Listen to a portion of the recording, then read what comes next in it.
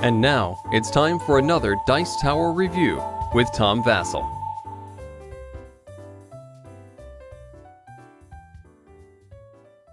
Alright, the name of this game, Bull in a China Shop, that's a phrase that a lot of people use, although apparently Mythbusters denounced the myth that bulls are klutzy in the middle of a China shop. But in this one, the bulls are actually shopping or having tea. I'm not sure what they're doing. It's just a clever little card game. It actually comes from a game called Elephant in a China Shop. But the game itself is from Playroom Entertainment, and when I read over the rules, I thought, oh, that sounds kind of interesting, but it is a ton of fun.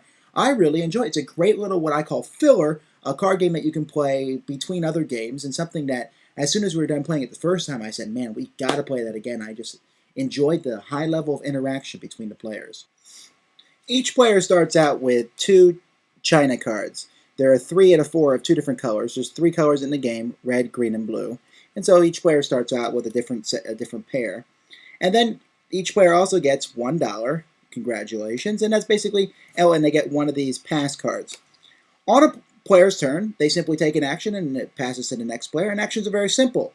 You can spend $1 and buy one of these. There's 5 face-up China cards. When you buy one, it is not replaced. Instead, there's only 4 for the next person to pick from.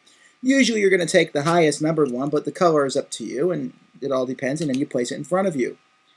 If you have no dollars, then you must take one of these bull cards, which have a nice bull on the back of them. And when you take one of these cards, that gives you $1. So you're taking a card to get you $1, but when you take one of these cards, you must destroy a piece of china for each little bull on the card. For example, if I took this card, I'd have to destroy 1 blue and 1 red. This one here would make me destroy 1 blue, 1 green, and 1 red. However, this one here lets me destroy 2 of any color of my choice. Let's say it was my turn. I would pick this one and say red. Why would I say that? Because I have no red cards. Fair enough. So I'd take my $1. If you have $1, you can take another bull card. The most dollars you can have at any point in time is 2. If you have $2, then you must buy something on your turn. If you have no dollars, then you must take a bull. The only other option you have is to pass your turn, but you use it by playing this card, and you can only do that once per game.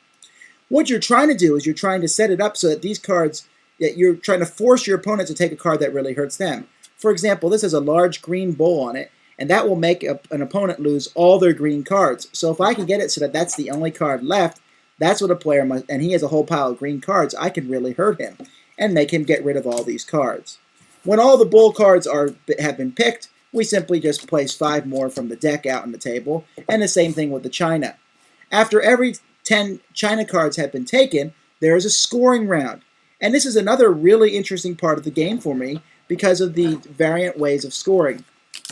When you score, players use these little score sheets, and you can score one of 4 different ways. You can score the highest number in each color. So for example, if this is what I had, a green 7 and a 3 and a blue 4, the highest in each color, I would get a total of 11 for this round. Or I could pick the lowest in each color, in which case I would get a 7. Or I could pick all in one color, and if I had these 2 here, I would get 10 points. Or I could pick all cards, in which case I would get 14 points. The thing is, you can only pick one of these scoring things per round. So if you pick the all of one color, you can never do that again for the rest of the game. There's going to be 4 scoring rounds, and you must pick each one of these categories once per game. That's really the game in a nutshell. I mean, you're taking china, you're breaking china, and then you're trying to score at the right possible moment. And I think that's more of it than anything else, is you're trying to score, but you're watching what everyone else scores, and you're trying to manipulate it so that they have to either buy china cards which aren't worth much to them, or destroy china cards that are. And because of that, this is a very interactive game. You're taking things that hurt you as little as possible, or help you as much as possible, but you're also keeping an eye on everybody else. And that sounds like it might slow the game down, but it really doesn't, because there's only a few cards to pick from. You can quick look and say, well, that one helps him, that one hurts him, that one helps him. I'll take this one.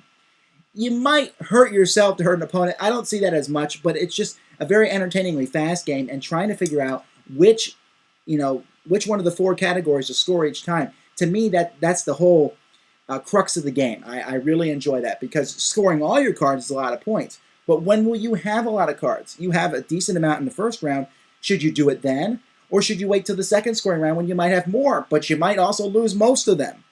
And the game is constantly buying China, breaking China, buying China, breaking China. And it only takes about 20 minutes to play. And with 4 or 5 players, there's a really interactive feel. It's even not a bad game for 3, but I think it works best with 4. The 2 players is not really possible. A fast filler with excellent artwork. I like the pictures of the bulls, and the cards are very good quality. And the only thing I guess I would complain about is that they have red and green cards, and they look exactly the same. I would think that they should have made them look a little bit different. But everything fits inside a nice box. Easy, the card decks fit in here. The scoring sheets, you don't really need them. I suppose you only need 1, then you just mark it down on a separate sheet of paper. There's enough here for maybe 10 games or so using just the scoring sheets. But I would say after that, you just hang on to 1 scoring sheet and use a regular piece of paper. Very easy game to play, very easy game to teach, and people pick it up very quickly. It's a little mean back and forth, but not so mean that I haven't met people who couldn't handle it. Just an enjoyable game all around. So I'm going to give high thumbs up to Bull in a China Shop. Thanks for joining us today. For more written, audio, and video reviews, as well as the #1 board game podcast, check out the website at www.thedicetower.com. Until then, this is Eric Summerer, and you've been watching The Dice Tower.